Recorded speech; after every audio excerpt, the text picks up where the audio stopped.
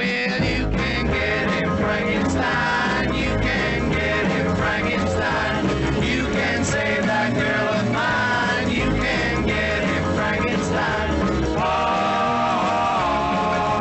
you can get him Frankenstein. Well, here comes a baby walking down the street. She looks so pretty and she looks so neat. A wolfman come from behind a tree. A wolfman howling. Okay, hello everyone, and welcome to episode 5 of the RePlay monthly podcast. Today I have the unbelievable honor to visit with Eddie Adlum on this 50th anniversary of RePlay magazine.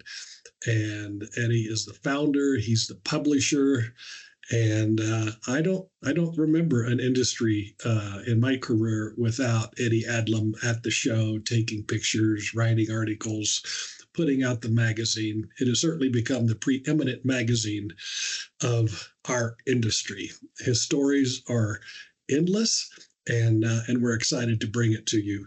That intro music you heard was from the Castle Kings, and that is an early band before RePlay magazine that Eddie was a part of, and the music's not bad, so we thought we'd share it with you. This is episode 1 of 2. The conversation just kept going on and on and on, so this is our first two-parter. Here's episode 1. Enjoy. Eddie Adlum. Here we are with Eddie Adlum. I feel like I should call you Mr. Adlum. I mean... Oh, please don't. That was your father's stand. He was a mister. Yeah, he was a mister. Thank you. I'm just Eddie from the East Bronx. That's it. Well, Eddie from the East Bronx. This is unique. I mean, when I think of you, I don't remember, and I've been doing this since I was in high school. So, like a lot of people in this, I don't remember a business, an industry without Eddie. You've been there for all of it. 1964, I came in. That was 1964. Yeah, that was just after the regular army cut me loose, and I joined the National Guard. So I was a weekend warrior, and 5 days a week I worked at a magazine called Cashbox on Broadway in New York. Whoopity-doo, Broadway. Yeah. And that's where I met some of the earliest fellas from the jukebox and games business who still stick in my mind. Mainly because I was terrified of them finding out. I didn't know what I was talking about regarding coin-op. And the second thing was these guys were, in many cases, rough monkeys. They had that's a tough job to be a jukebox and game operator in New York City because it's highly competitive. And, well, it's highly lucrative if you have the right places, you know, because right. New York is just a packed city. It's like a can of sardines with the lid up, you know. Anyway, you're the interviewer and I'm the interviewee, so that was just a taste of the nonstop motor mouth that you're interviewing today. No, well, that's exactly all this is just two guys chatting about your story. And I got to tell you, I read in your bio your Castle Kings experience, your song "You Can Get Him Frankenstein." Now, that will have been the intro to this podcast because I listened to it. That's really good music. Well, you're very, very kind, Randy, but you have to wash your mouth out with some industrial Lysol if you say that, because that record went nowhere. I'm full of statistics. If you're ready, we've sold 1,365 copies, I believe, and made no money, and in fact, lost money because Ahmet Ertegun, the Ahmet Ertegun, maybe the most famous name in rock and roll, who owned Atlantic Records, Ahmet gave me a $25 check for the flip side, which was the rock and roll version of the Scottish hymn Loch Lomond. We jazzed it up. It came out great, and he got it for $25. The strange thing about it was I had also sent that side to Dot Records out in the coast. And after Ahmet signed us to do this Frankenstein tune, I got a call from Dot that says, we're going to release Loch Lomond. And I said, no, you're not. Why not? I says, we signed with Ertegun. I says, you're kidding. So here we were, a garage band from the East Bronx with A, at one moment, no contract, B, the offer of 2 contracts. Absolutely true. Now, let me tell you something that you already know, or if you don't, you're going to find out. There's an uncounted number of young men and girls in this country who would give an arm and a leg to get a contract with a major record label. They just would. That was the source of like, well, here's my career and here's my life, you know, and here's my ego. And we got this. Why? Walking down 57th Street on our way to Dot Records to make a couple of demos while singing a dirty song. And the dirty song went something, we did it on the street corner up in the Bronx. It went, well, here comes my baby walking down the street, and the rest of it I'll leave to your imagination. And as we were singing this in 4-part harmony, a man stepped out of 157 West 57th Street with a goatee, a million teeth, and a bald head and said, hi, do you guys have a group? And we're standing there with instruments, the complete drum kit, and we're going upstairs to a studio. And I says to him, no, we train elephants. I says, what does it look like? And from that moment, he said, my name is Ahmet Ertegun. I own Atlantic Records. And from that moment, he became Sir, because Ahmet is Ahmet. Anyway, we did the record. Phil Spector, the Phil Spector, helped Ahmet write clean lyrics for Frankenstein, shoved us in the studio, and after 37 takes and copious quantities of Seagram 7, which they never saw us doing in the drum kit, we put the record out and it went like nowhere. But you know what? I still look back fondly on that. It was a great, great moment in a young man's life. And we made one more record for Atlantic after that, which went nowhere, and they tore the contract in half. And that was the end of my recording career. Case closed. So was that always, I always wonder what you would have done if the whole Cashbox to RePlay thing didn't work out. Was being a musician your passion, what you wanted to do, or was it always the writing and publishing? No, I studied journalism in Fordham College, and I got a degree in that. I would have to say that I had two wants, and one of them was to be in the music business, playing rock and roll. There's a short story that goes with that. And the other was to make movies. I was in love with the idea, but I had absolutely no training. And as you may remember, years later, thanks to money that I raised with the Jukebox and Games guys, good buddies, by the way, I made the Invasion of the Blood Farmers and then Shriek of the Mutilated. And then when I found out the dark side of the picture business, where they'll steal you blind if you don't sign the right guy, and they sold me blind, I said, the end of this, that's it. So, you know, the one business I can tell you right now that I tried, that I succeeded in, was this one.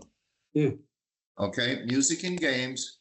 And I got the job from the New York Times, just like their ad says. I looked after I got out of the Army, and I saw a little ad that said, we need an editorial assistant at a trade magazine. And I called. And it was a guy named Marty too. He had a magazine called Cashbox. And I says, oh, no kidding, Cashbox? And I reached in and I pulled one out of the desk drawer where I was sitting at home. And I says, I got a copy of that. I says, I used to have a little band with Atlantic, and I used to buy these off the newsstand. And he says to me, and this is where you roll the drums, well, it isn't somebody we need, you know, for the recording part. We need somebody to do the section in the back that talks about pinballs and pool tables. And I said, that's okay, I need a job. That was 61 years ago, and I'm still doing the same job.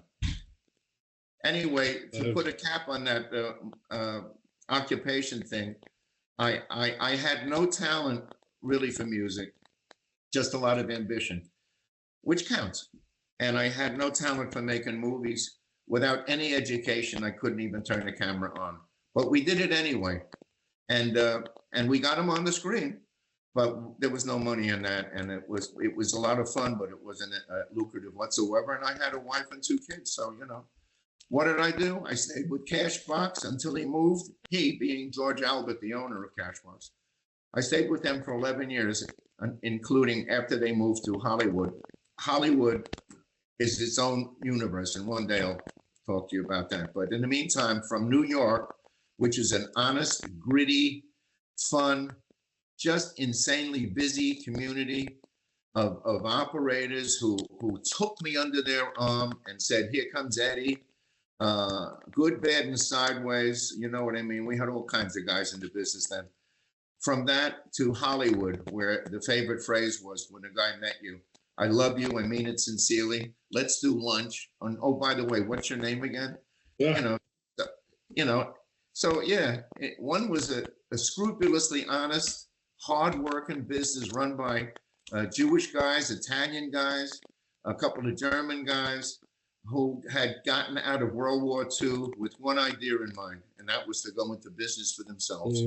And they found it in our trade, first with gumball machines, then for some phonographs, a couple of pinballs, even though they were, shall we say, illegal in New York then. We had them. We had a lot of stuff. Anyway, I talked too much. Well, hey, I didn't know you were. I didn't know you served in the Army. Thank you for your service. Where did you serve?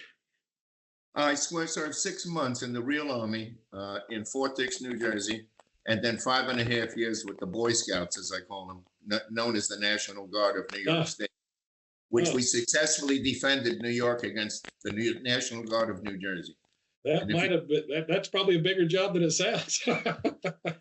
Well, look, the Army is a different world. It should exist on the moon. They have their own language. They have their own everything, and it was fun. We used to stand in ranks because most of the guys in my platoon were college guys, and most of the sergeants, they got out of grade school, and I'm not denigrating them because these are the guys that let us fly an American flag instead of a German or a Japanese one. You know what I'm saying? Oh, you disappeared from the screen. Go ahead. Did I just put a picture up there maybe, or? Yeah, you did. It's a picture of me, one of the guys that worked for me at Cashbox, and some gentleman from Liverpool, Britain. I guess it's part of England, Liverpool, by the name of John Lennon, who had come up to promote a new album. And since I was in charge in the office underneath George Albert, the owner, I had to take John around. And let me tell you something. At the time, John had a terrible reputation of getting thrown out of bars up and down Hollywood Boulevard with his buddy, Harry Nielsen. And when he came in with his entourage, I said, wow, what's this going to be like? And I said, hi, John, I'm Eddie, and I'm kind of in charge here. I'll take you around, introduce you to the people, and help you out, whatever you need done. And he did. He followed me around, and he signed photographs for the guys. Said to me, Eddie, do you want one? I says, well, I have a babysitter who probably would like one. Her name is Gabriella. He says, German name. I says, yeah. He signed the picture, Ich liebe dich, Gabi, John Lennon. And I don't know if she still has it today. But I said, thank you very much. And then I introduced him to the owner of Cashbox, George Albert, who was sitting at his desk. And I said, George, I don't think I have to introduce who this person is, do I? And he stood up, walked around the desk, put his arms around him and said, Elton John. Oh, no. Oh, yeah. And Lennon said, oh, John, we are so the same. And then George said to me something that will be indelible in my mind forever and ever. He says, Eddie, as long as this man is willing to work, there'll always be a place for him in our industry. And I'm thinking, our industry? I says, this gentleman standing before you with the dark sunglasses on could buy Hollywood Boulevard with the money in his wallet. Our industry? But at any rate, Lennon was nothing but a gentleman. And it was just great. He was one of many recording stars I met up there when I worked at Cashbox, because I was the managing editor and also the ad salesman, which I hate, but I did it because you got to eat.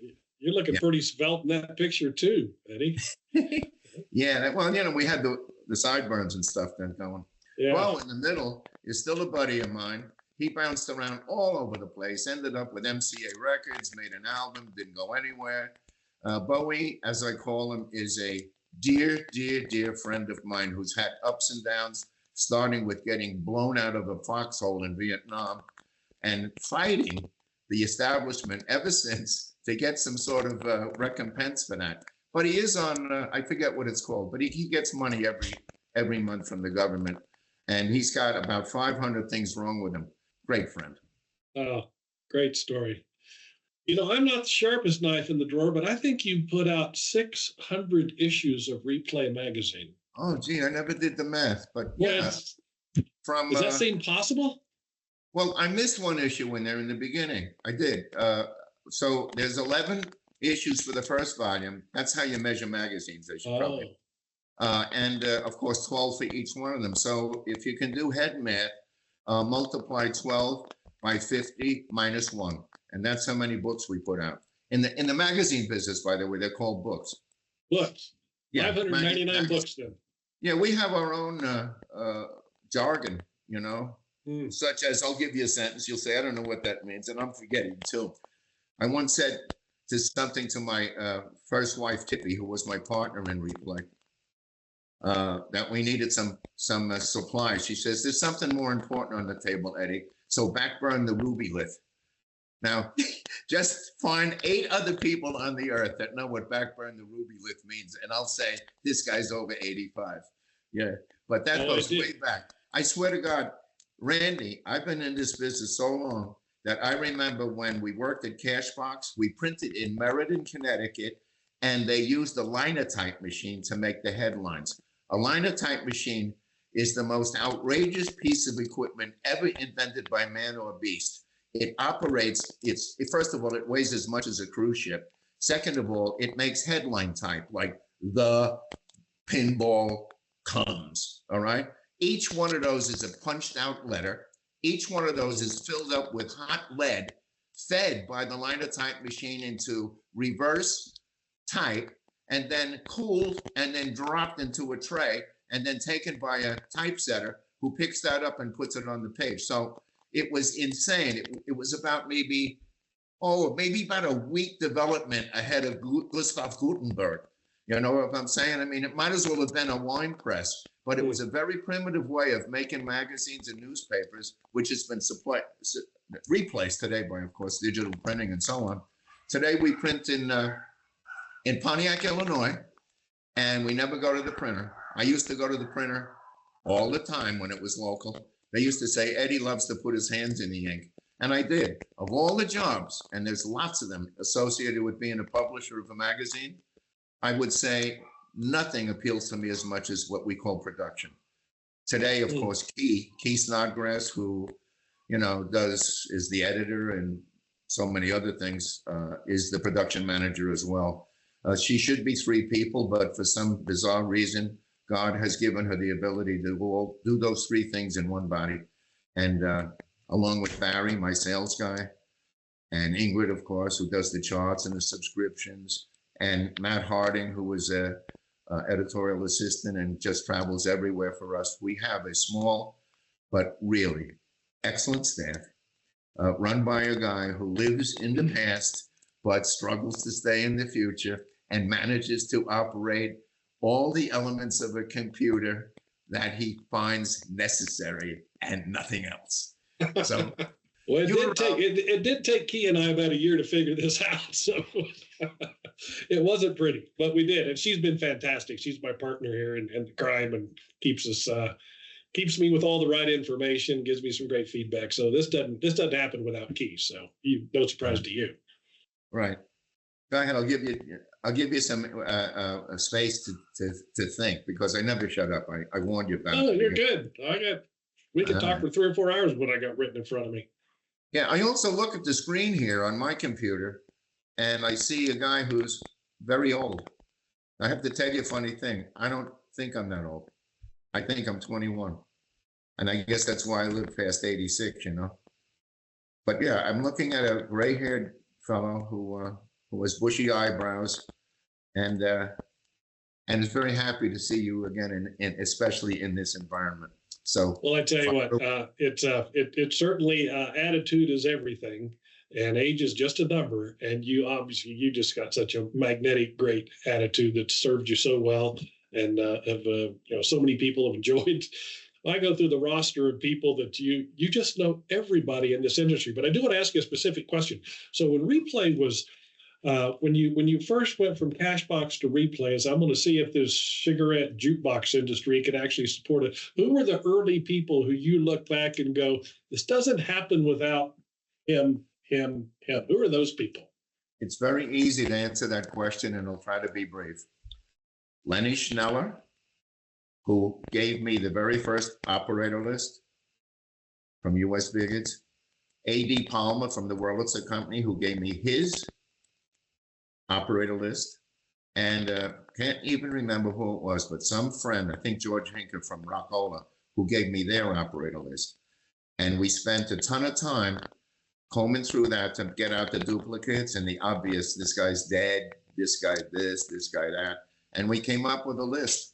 And that was the list we used to mail out our first issues. Now, besides those guys, publishing isn't cheap, but I had some money. I saved it from Cashbox. I got a little bit of a severance check from the boss when we split company. And Tippy and I, that's my wife's first name, my first wife, we threw the dice. And because you want to know something, and I'll be very candid about this. George and I, who own Cashbox, we didn't part friends, okay, if you follow my drift. We just didn't. And I won't even say why, because he's gone now.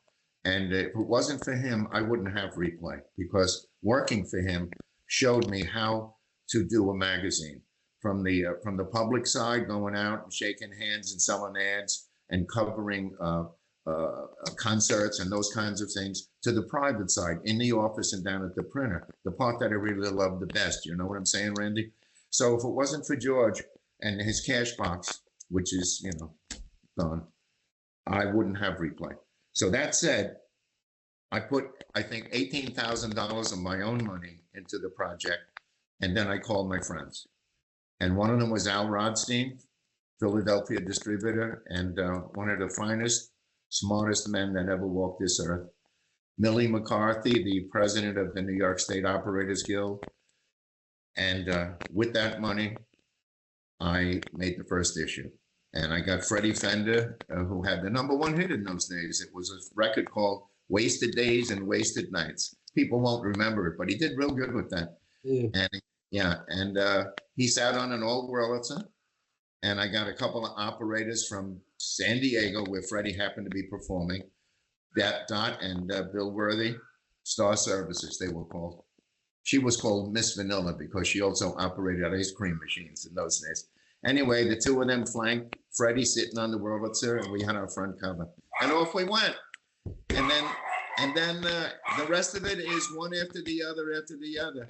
Or as they say in the 12-step world, put one step after the other, and eventually you'll get there. And here we are at the 50th year. Go figure. You've seen it all. I read you've got some people that you made numerous references to, so I'll mention a couple names and you can kind of talk to them about them. Let's start with our mutual friend Al Kress, who I think is one of your very close friends. Al Kress was, I suppose, without bending anyone else's nose, my best friend. I got a notice from the Westchester, that's a county in New York City, just above New York City. The Westchester Operators Guild, an association that's long gone, run by a guy named Carl Pavese, who every operator up there mispronounced his name and called him Pavese. His name was Pavese. He was, believe it or not, an Italian with a German accent. And Carl sent me this notice that says they were going to have their Christmas party. So I just went up there with my wife and ran into Kressie and his wife, Donna. And the first thing I was told was from Pavese, who says to me, just because I sent you a notice about the party, it wasn't an invite. I says, oh, sorry, I'll go if you want. No, you should stay. Now that you're here. I says, okay. So I sat with Al and Donna and Tippy and me, and lo and behold, we became fast friends. He operated in a small upstate town called Peekskill. It was a rough and tumble place, and he told me he was armed when you go into some of those places because they were rough. You had to back out of those places with the collection bags, if you follow my point. Maybe you had to do that too once in a while, I don't know. But I know that Al did. And I used to go with him sometimes and bring in the cash. And then we decided we were going to sell pool tables to the home market. And we got tables from Sal Lipkin over at American Shuffleboard. And drove them around and sold them. Made, $100 a piece maybe on them. And I also got pool tables from a gentleman by the name of Bert Betti, who had a little distributorship in North Bergen, New Jersey, right on Tonnelle Road. which doesn't mean anything to anybody except people who come from New Jersey. It was right near the bridge, namely the Washington Bridge, made famous by Chris Christie when he pulled his stunt. Anyways, bottom line is Bert took me under his shoulder, and his brother Huey did the same. The difference between two guys couldn't have been wider. Bert was the oldest in the family, and he was wise beyond his years. He was a dreamer, a schemer, an absorber of knowledge, who knew all sorts of things about New Jersey and the trade up there, who did what to who and so on and so forth. He was just the guy. Huey was a hands-on guy. Huey used to do the manual stuff. And I remember one of the pool tables was what was a used Fisher pool table. Fisher, by the way, predated Valley with a coin-operated pool table. It was made out of Tipton, New Jersey, by a guy named Ewald Fisher, yeah? Another German. So, bottom line, I go out there to pick up the Fisher because I had a customer in the end of Long Island in the Hamptons who was buying it from me. And Bert came down. It was a Saturday. He didn't work, so he came down, and so did Huey. And I walked into the showroom there in the original Betson Distributing, and Huey is shining the shit out of this pool table with a rag. And Bert says, Huey, knock it off. This one's a deal. And that was my beginning with the Betson family. The Betti family. That's the way Bert said his name. My name is Betti. He always hit the Betti. Yeah. Betti. Yeah, not Betty, Betti. So anyways, years went by and we always stayed close. He taught me so much. He taught me, and I'll just mention one thing. People are going to say, oh no. And I'll say, oh yeah. Bert taught me the benefit of competition. I went out there once to cover some open house that he had. And I walked in and there was Vic LeVay from Vending Times, which used to be exclusively for commodity vending machines. But they were adding a section. And the section was on jukeboxes and games. And boy, did that get my attention, you know, because Vic LeVay, who ran the magazine, and Tiny Weintraub, who owned the thing, they were good. They were good. They knew what they were doing in publishing. So I go out there to cover it, and Bert said, thanks for coming. You know, you wouldn't be here if it wasn't for Vic LeVay. I says, what do you mean? He says, Eddie, be honest, you wouldn't have come out for this. But the competition is here, isn't it? I says, yeah, they're here. He says, that's all I'm going to tell you. Competition is good. See? And I believe he's right. You know, competition makes people improve. And then sometimes, you know, which is what happened to me. At the height of this business, we had Tiny and Vic, Vending Times, as competition. Ralph's magazine, Ralph Lally had Play Meter. There was other things that have come and gone since, and there was RePlay, and then there was, of course, the Ghost of Cashbox. You know, they had still like 3 pages, but it wasn't the same after I left because nobody had the background I had. I had 11 years, believe it or not, Randy, doing that coin machine section at Cashbox. And, I would come from, like George and I, we would come from an Elton John recording session, right? Well, that's a story in itself. Where in the middle, we took a break. It was all set up like an AA meeting with folding chairs. And Elton John stood in the front doing his deal with a bottle of wine in his hand, right?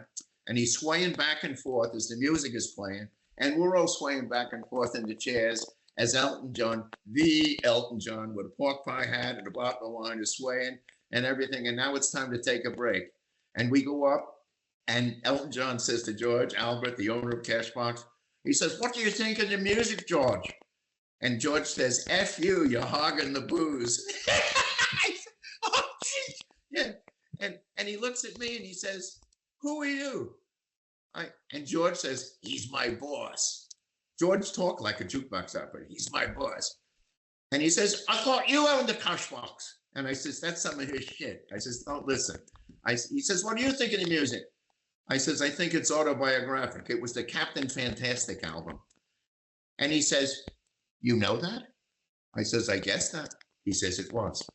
And that was the last time I ever spoke to Elton John, or he spoke to me. But George was just delighted because he loved celebrities. Loved them. Oh, my goodness. That's a fantastic story about Elton John. But ask me something about the 50s records and I'll tell you. Well, favorite band of all time, is that Bill Haley or what was it? Who do you listen to today when you want to put on music? I don't. You don't? Don't please don't. No, I'll listen to the jukebox once in a while. But of course, if you want to know the favorites, of course it's Little Richard. Good golly, Miss Molly, ding ding ding ding ding ding. Don't like the ball, woo, right? Love this guy. I went to the Ventura County Fair once, where he was appearing in the later days of his career, right? And I'm sitting out there in a place where they used to have the pig races. They put up folding chairs, again like an AA meeting, right? And I'm sitting on the folding chair. And I'm looking up at this makeshift stage, and there's maybe another 100 people sitting there waiting. And then the guys come out and set up the instruments, and they start doing their deal. Right?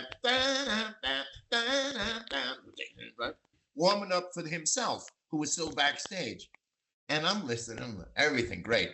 And out comes little Richard Penniman himself. He shuffled out like he was just getting out of bed, and he was wearing pajamas. And of course, I clap my hands raw, and I'm looking, and he says, "Don't my band sound good?" And we all went, "Yay!" And then he says, "I wonder what the piano sounds like." And he went, "A wop wop a loop bop la bop bam boom tutti frutti." And I rose off the seat. They say you can't levitate, but Randy, I'm telling you, I rose 6 inches off the seat, and I heard the voice of God. Little Richard Penniman, one of the greats. Anyways, yeah, those are the guys that still populate my who were the best, you know, and Chuck Berry, of course, and so on and so forth. That's some of the best music ever, no question about it. Hey, Randy, when they take my box down the aisle at church when I die, right? I want Good Golly, Miss Molly. Noted. I want that so bad. Maybe Frankenstein too. Yeah. Anyway, my daughter Ingrid, who is the apple of my eye, among other things, and a very vital part of the RePlay magazine, more than most people know. She at the bar mitzvah, Ingrid is a Jewish lady, and her sons are, of course. And Jamie, her youngest boy, had a bar mitzvah a couple of years ago, and Ingrid worked it out with the guy that was running the show to put on Frankenstein. And, you know, we're there, we're having a good time and music, and the kids are dancing and their parents are dancing. It's good there. So she comes over, she says, "You want to dance with me?" And she puts out her hand. I said, "Sure." And I took her hand, and on comes boom, ba-boom, boom, ba-boom, the beginning of Frankenstein, which is Phil Spector. God bless him. Phil Spector's signature. He loved that boom, ba-boom. And guess what?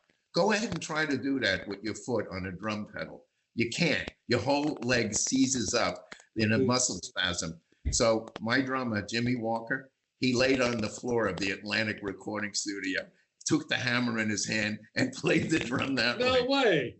Yeah, that's how it is. Boom, boom, boom, boom, boom, boom. Well, you can get him, Frankenstein. Yeah, go. You're up. That's awesome. That is awesome. Man, you've met a lot of famous people in your career. Any others we should talk about? We got Elton, we got Willie, you got Phil Spector. We haven't talked about him, but that had to be an incredible encounter. Well, the truth is, Phil had, we went up to see him. After we met Erdogan, we went up the very next day. Ahmet was in a big hurry to get this novelty record out. So we went up to Atlantic Studio, 157 West 57th Street, 5th floor. And there was this guy, young guy, with a Buster Brown haircut. And we're 4 slobs from the East Bronx. Now, remember that, okay? I'm serious about that. You know, spitting in the street, smoking cigarettes, yelling at the cars going by, "Hey, girls," you know, the whole thing, drinking beer, having nothing but fun. I had a great teenage. Anyways, we see this guy, Phil Spector, with this strange-looking man, Ahmet Erdogan. And Ahmet says, we're gonna write clean words for your song, but sing this dirty song for Phil. So we sang the dirty song for Phil Spector. And don't you know, about a week later, they called us down and they had all clean lyrics written. Pretty clever, too. But behind his back, we called Ahmet Erdogan Omelet Republican until he tore our contract up. Then he became Mr. Erdogan. It was too late. Anyway, that's that. Hey, speaking of growing up in the Bronx, who's Crazy Leslie? How did you know that? I researched this, Eddie. This is a big deal for me. A guy, Leslie's a shit magnet too, like my friend Bo, who he's got everything wrong with him, Leslie. We were born like 9 days apart. He's also 86. Leslie Carl was legitimately mad. And we had nothing but fun when we were teenagers, burning down the East Bronx. We're the guys that invented subway surfing. We would get on top of a subway train when it was above ground, going toward the tunnel in New York, leaving the Bronx, go to Manhattan. The IRT, it was called, Interborough Rapid Transit. We used to go between cars, climb up on top, and balance as the train was rocketing along down the tracks, and see how close we could get to where it entered the tunnel at Whitlock Avenue. And I'm telling you, the guy, he come up with the craziest stuff. It's a miracle we're alive. A miracle we're alive. There was a sanitation building in our part of the Bronx, which had been shut down by Mayor Lindsay because of the fumes it was sending out. They used to burn the garbage. Then they decided that let's bury it. And they used to create fill in front of the water. New York City's surrounded by water everywhere you look. Anyway, they used to create land with the garbage, but before they did it, they used to burn it. Now it's burned, now it's gone, and they're working on the center stack, which went up about 150 feet in the air. Leslie and I climbed it. There was a wooden ladder tied onto the weather vane, the lightning vane, and we went all the way up to the top. Randy, this is true story. When we got to about 20, and I was in front of Leslie, crazy Leslie. When I was about 20 feet from the top, the thing snapped off the lightning rod and leaned out into the air. You could hear the air blowing. You could hear the thing going creak, creak, creak, and then it stopped. And it was pointed, here's the tower, like this, and I'm up here. I grabbed the vane, I pulled it back center, and we continued up until we got on the top. And I looked at him and he looked at me, and we knew we had crossed the line this time. But we did get down, obviously. And were you teenagers? How old were you? Yeah, teenagers, yeah. Yeah, we did a lot of nutsy stuff. But nobody was nutsier than Leslie Carl. Yeah, Leslie. Anyway, that's good. He'll listen to this and he'll say, that was nothing. Do you remember when we did this? Do you remember when we did that? Do you remember what we did here? Do you remember, we walked through the subway tunnels from 14th Street to Times Square. That's a lot of blocks. In the tunnel, on the catwalk, as the trains went by. More fun. You come out of there filthy dirty, but you had a memory. Randy, Chad, you can cut this and throw it on the floor if you want. But no, you got me crying. I'm laughing so hard. That's hilarious. Yeah. You have to need a psychiatrist to do a thing like that, to walk through the subway tunnel. Yeah. But anyway, we did it. Hey, let's go back to your first. Wondering when I first saw you. Your first MOA was Conrad Hilton, 1974, 5, 6? 4. 74. Yeah, but it was at the what do you call it? The what's the name of that other joint? I don't know. I thought first one I would Sherman House. Oh, but I only came in for the last day. I came in then because the vending show, NAMA they called it. Right. Was segued with the MOA in a different venue. They were in McCormick Place in Chicago. We were, I think it was the Sherman House. If it wasn't, it certainly was the Conrad Hilton. My first full show was the Conrad Hilton. And that's the one I brought the magazine out at. But I went to one show before that. I only saw a bit of it. But what I do remember was all these stars that the record business had thrown out, including the Supremes. When I first walked into it was the Sherman House. When I walked in, the night they had the banquet show, do you remember those days? We had entertainment would come for nothing to entertain the jukebox guys. Remember those days? Oh, I was right. Yes, I do. And all you heavyweights from the MOA would wear tuxedos, and you'd march in, and it was just great, And at any rate, I attended one of those that had the Kim sisters from Korea. Of course, the war hadn't been that far before that. And the Supremes. Now, I walk into the hotel, and I don't know where I am. I'm in Chicago, never been there before. I got my suitcase, looking around like a kid would, big wide-eyed. First thing I see is this gal sitting on the couch in the lobby, all dolled up with makeup and hair. And I says, that must be a hooker. I wonder, there must be hookers here. And it was Diana Ross. Oh, no. Yeah. And I walked up to check in, and there was Irving Kay, the pool table man, Irving Kempner, sales manager for Runyon Sales, big distributor in New York and Jersey, and a couple of other guys who knew me from New York, and they welcomed me. Eddie, hey, how you doing? What are you doing here? They let you come out? Ha, ha, ha. Blah, blah, blah. You going to the show tonight? I said, yeah, I guess so. And I met the guy, Bill Korbler from Long Island, huge tall guy like you, who had a big route, and he just fed me beers and stuff, and I went to it was just great. I was just great. It was a great way, first impressions count, and you can have a bad period of a show, the beginning of a show, afterwards, but that's what you remember. So I always had a warm spot in my heart for the MOA shows. And the show itself was great. Of course, 1975 comes. Tippy and I bring out our brand new magazine called RePlay. Fred Granger, who was running the association then. Who the heck was president? A guy from, help me, Nebraska. Ted Nichols was the new president. Nichols, sure. Yeah, very stern looking chap. One of these presidents, which MOA had a lot of in those days. Harry Snodgrass was the first. He was the second president MOA ever had after George. Help me.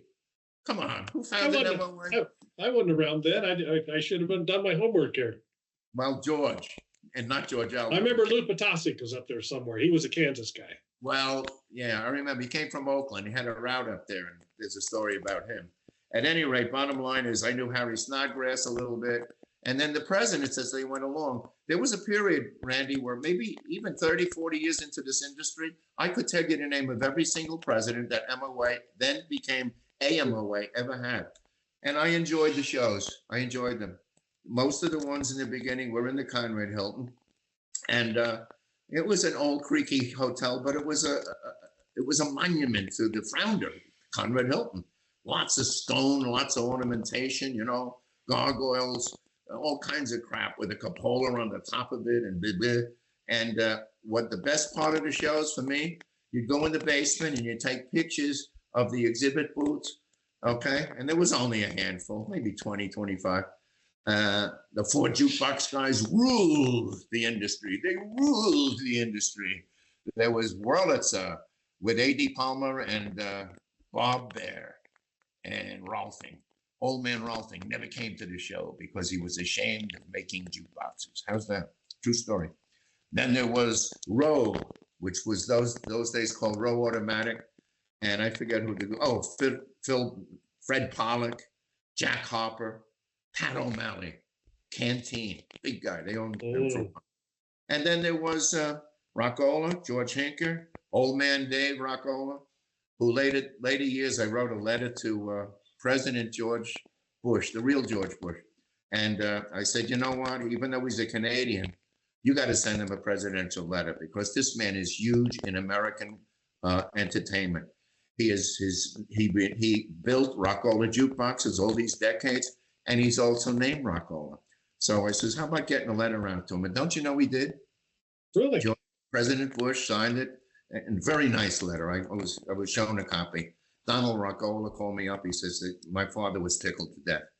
And there's a picture of him with the letter. But at any rate, the reason I bring it up is I ran into Dave Rockola, the Dave Rockola, a few years after that. And he says, no pictures, Sonny, no pictures. Yeah. And his son was with him. He says, Dad, this is the good guy. Oh. And God love him, he's gone now. But those were the days, Rockola, and then there was one more I missed, and it was called Seaberg. And Seaberg ruled the roost. They were number one. They were the first ones out with a 45 RPM jukebox, and in the late 50s. And Seaberg made great machines. Everybody copied them. And for reasons that I will say, financial, little pushing around, a little buying and selling, disappeared weird. It's just everybody would say, is there still a Seaberg? And when all of those guys folded, like Rolfing closed Wurlitzer when they had a bad year, it left to Rockola and Rowe. And then it left when Glenn Streeter went kind of to the home with the Dracula machines. It left Roe, and an upstart from Canada who came to my office with a facsimile of a machine they called Touchtones. And they says, Eddie, you got to look at this thing. I says, okay. It's a couple of Italian boys from Canada. Marzio.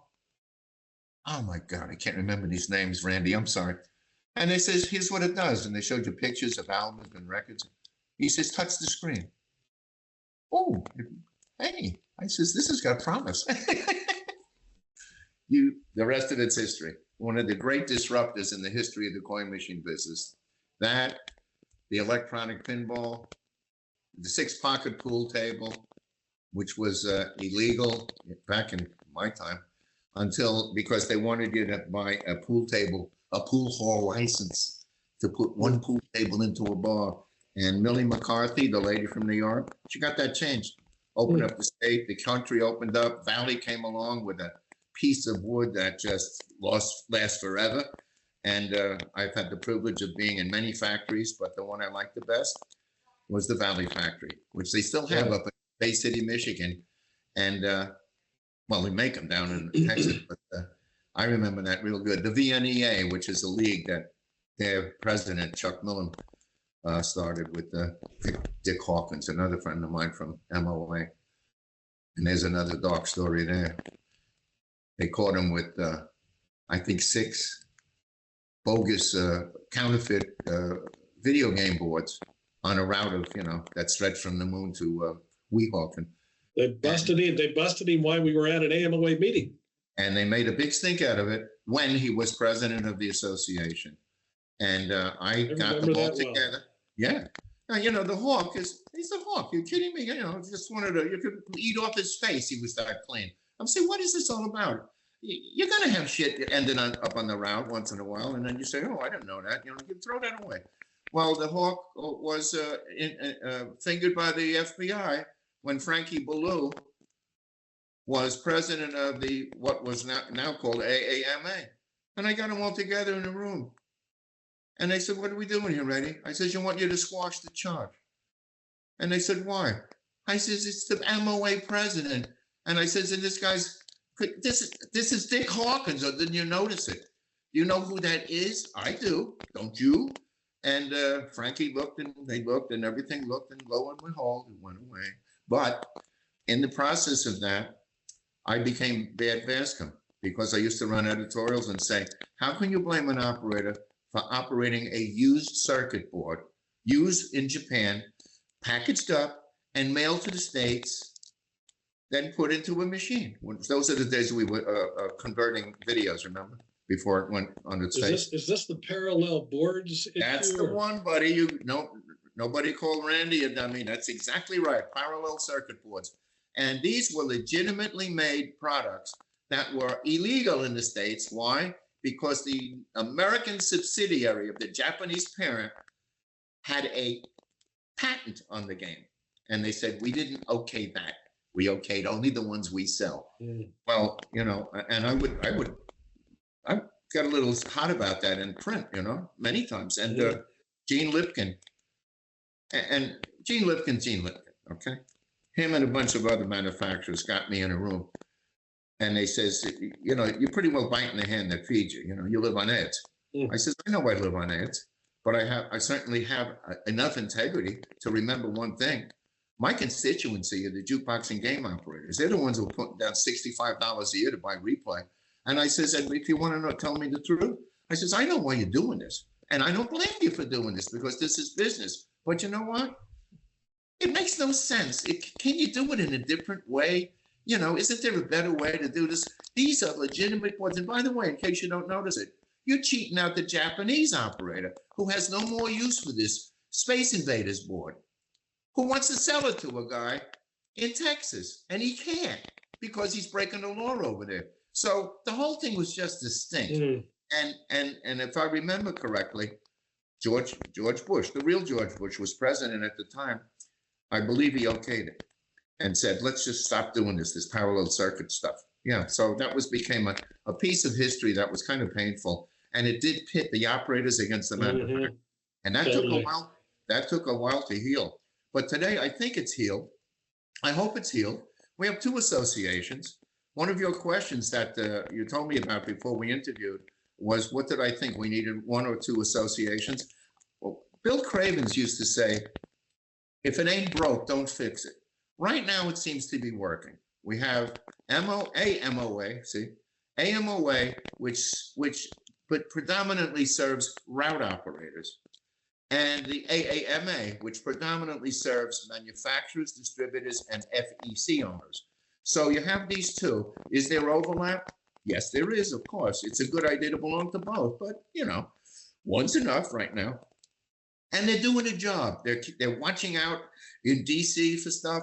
There isn't anything too nutsy right now. You know, on that note, people don't know this, but maybe they do. The AAMA was founded by Joe Robbins, one of the great figures of coin-op, because of the silly thing about radio waves being interfered with by video game boards.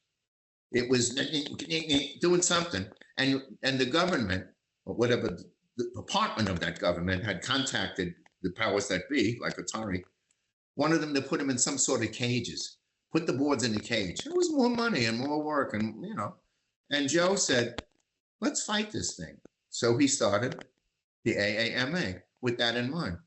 And like so many other things, it went away, but it left this association. And Joe was responsible for many things. He was once president of Atari. He, of course, was Empire Distributing. He was also full of ego, and he was a short man who, the joke was that Joe sued the city of Chicago for making the sidewalks too close to his ass. And he used to bawl me out repeatedly. Where'd you get an ad from that guy? I says, what's wrong with him? He sells phony boards. I says, I didn't know that. What do you mean you didn't know that? Everybody knows that. Well, I didn't. Well, you should have. I says, Joe, what's my aunt's name? What? What is my aunt's name? I don't know. Her name is Florence. Now you know her name, right? Yeah, and so now I know so-and-so is selling illegal boards, and I'll stop the ad. We had great conversations like that.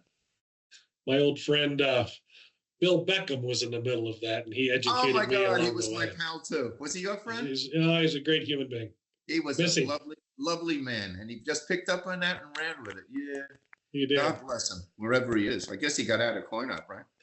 Well, he ended up passing earlier than he should have, but yeah, good man. Good, Yeah. good man. Oh yeah. Oh, anyway, there is that. Thank you for listening. I hope you enjoyed episode 1. Episode 2 promises to be just as entertaining with more stories from Eddie Adlum of RePlay magazine. Thanks for listening. We'll see you on the next one.